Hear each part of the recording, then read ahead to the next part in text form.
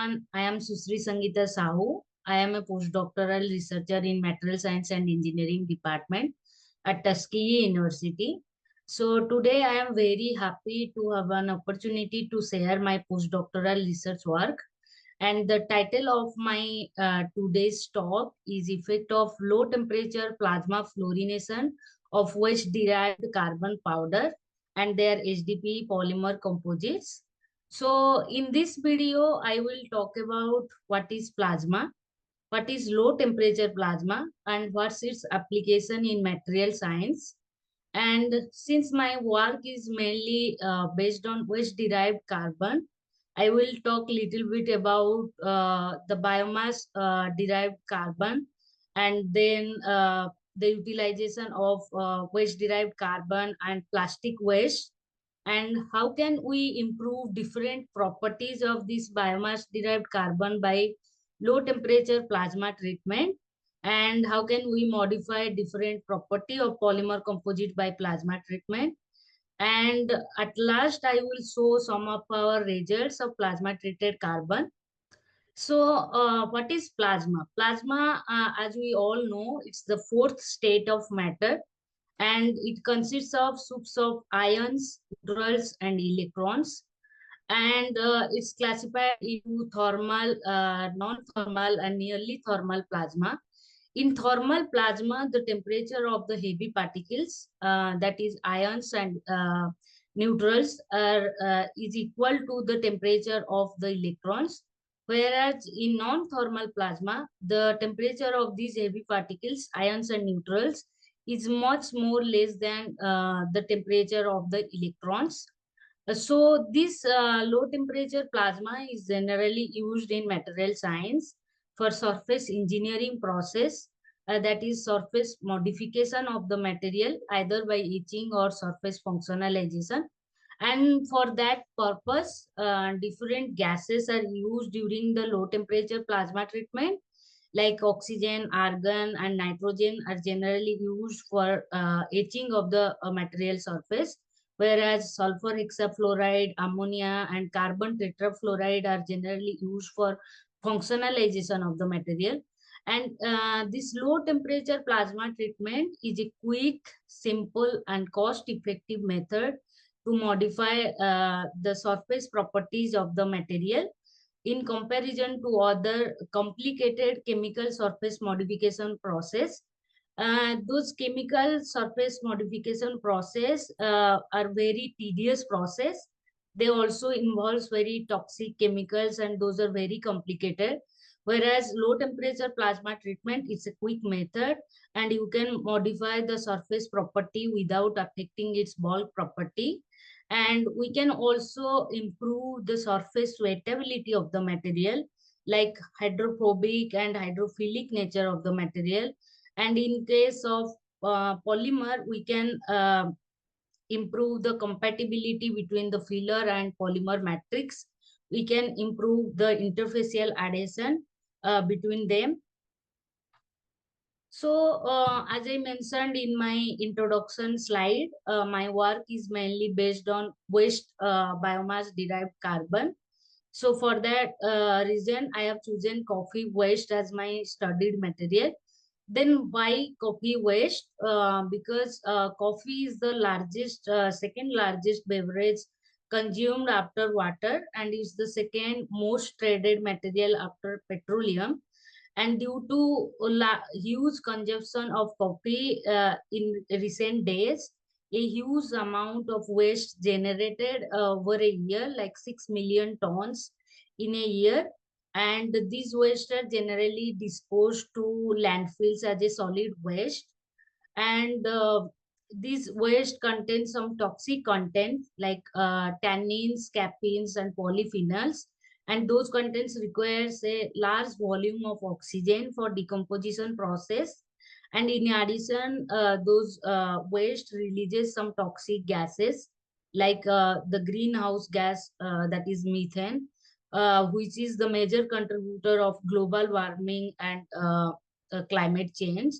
So that's why we need a sustainable and eco-friendly way to utilize this waste from dumping ground to commercial application. So many researchers, they have tried to use this coffee waste as a bio-based filler to polymer composite, but their properties are not satisfactory because this coffee waste is very highly hydrophobic and they are incompatible with the polymer matrix. So we need some surface modification method to improve their interfacial interaction between the filler and polymer matrix. So the main of our project, this current project, is to make sustainable composite, polymer composite. So in addition to a filler, we need a polymer matrix. So for polymer matrix, we used waste Walmart bag. So Walmart bag is generally made up of high density polyethylene polymer. It's the third most used thermoplastic polymer after polyvinyl chloride and polypropylene.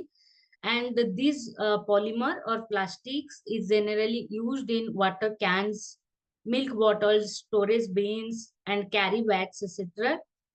And due to their extensive use in our daily life, so it accumulates lots of plastic waste, and as we know that plastic has its their negative impact to environment. So to prevent those negative impact of plastic waste and environmental pollution, we have to follow the 3R policy, like reuse, recycle, and reduce. And for recycling plastic, during the recycling plastic, the main problem is that it deteriorates some of the properties of the polymer, and so that's why we need to improve the property during the recycling process. So various strategies are used to improve those properties of the polymer. So adding filler is one of the efficient method to improve the property.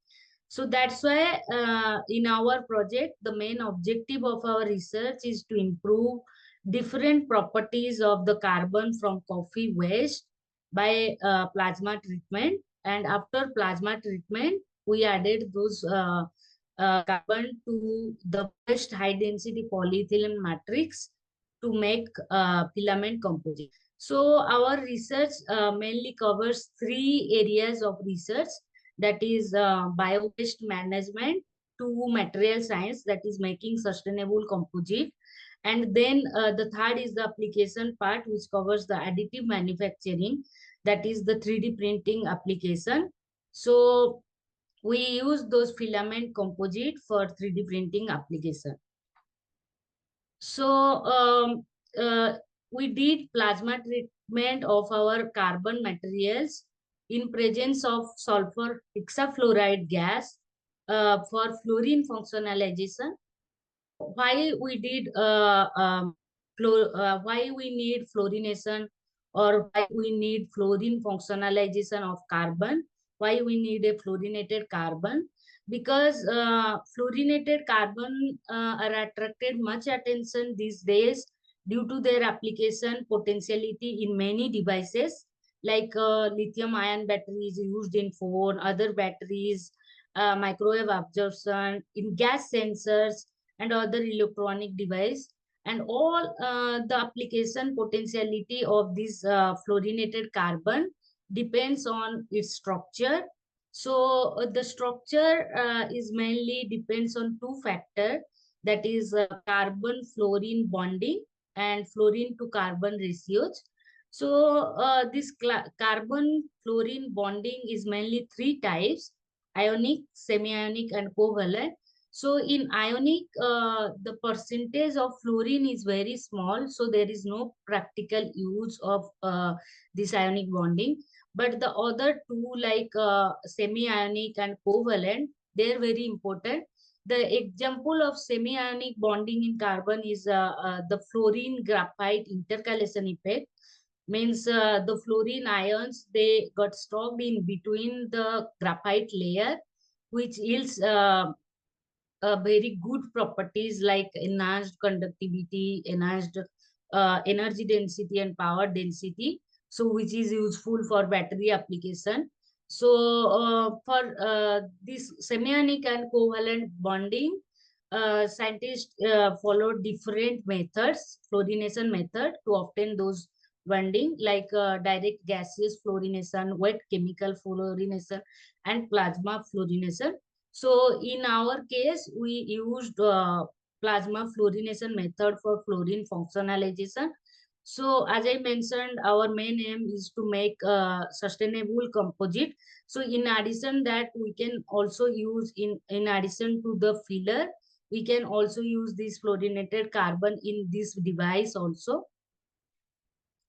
So this is the total experimental procedure of my research work. So first we collected coffee waste from McDonald Tuskegee, and this coffee waste are dried in an oven at 70 degrees centigrade. And then after drying, this dried coffee waste is pyrolyzed at 800 degrees centigrade. Pyrolyzed means pyrolysis is a heat treatment method. Uh, uh, Means heat treatment of material in absence of oxygen. In an means heating in an inert atmosphere. So we heated this coffee waste in absence of oxygen in presence of nitrogen atmosphere, and then we obtain this carbon powder, and this carbon powder is then plasma treated in different time duration, like 5, 10, 15, 20, 30 minutes in presence of SF6 gas, that is sulfur hexafluoride gas. So why we did different time duration? Because we want to find out the optimum plasma treatment time. So we used this instrument for plasma treatment. So this is the tumbler. We put the samples here for plasma treatment. So this tumbler generally rotates during the plasma treatment for the uniform plasma treatment of the materials. And these are the parameters maintained during the plasma treatment. And pink one is the plasma glow obtained during the SF6 plasma treatment. So after plasma treatment, we did some characterization to confirm the fluorine functionalization. So for that, we did like FTIR, Raman, XPS, and other characterization. So after confirming the functionalization, we added this carbon powder to the polymer matrix. That is the high density polyethylene matrix to prepare this filament composite. So this is the image of the filament composite, which is extruded using a single screw extruder. So after obtaining this filament composite, we use them for 3D printing application. So this is the 3D printed samples. So these are some results which confirms the fluorine functionalization by SF6 plasma treatment. So this is the FTIR results of the untreated and plasma treated carbon. Here we can see that it's clear that this black one is the untreated one.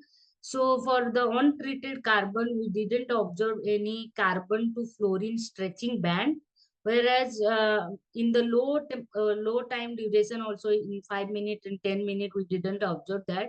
But for higher time duration like 15, longer time duration like 15, 20, and 30 minutes, we observed a strong carbon to fluorine stretching band. So this indicates the effective functionalization of carbon by SF6 treatment. So, in addition to FTIR, we also did some other characterization. So, in the XPS also, we observed the existence of F1S spectra, which again confirms the functionalization. And also, we wanted to see the surface micrograph of the plasma treated carbon. So, this figure show the surface micrograph of 15-minute plasma treated carbon. So as we observed, there are white things. These are the white things. This appears after the plasma treatment. This black one, gray color is the surface of the carbon material, and this white things appears after the plasma treatment. So these are the element mapping. We saw that these white color things belongs to fluorine. So this again confirms that this plasma treatment is effective for the functionalization and etching. So after confirming that, we added to the polymer matrix, and these are the results of the composite.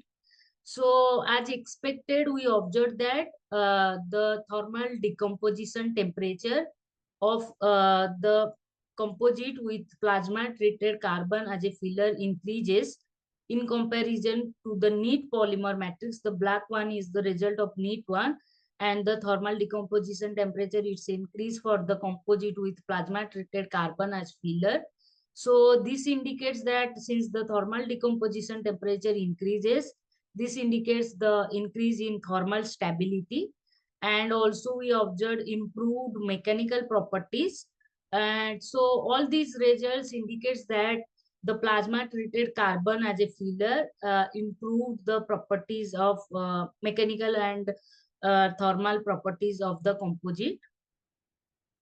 So in summary, I can conclude that plasma treatment is an effective method to modify the surface properties of the material. And in our study, we confirmed it from the FTIR, XPS, and other characterization. And when we added this plasma treated carbon to the polymer matrix, it also improved the thermal and mechanical properties of the composite. Thank you.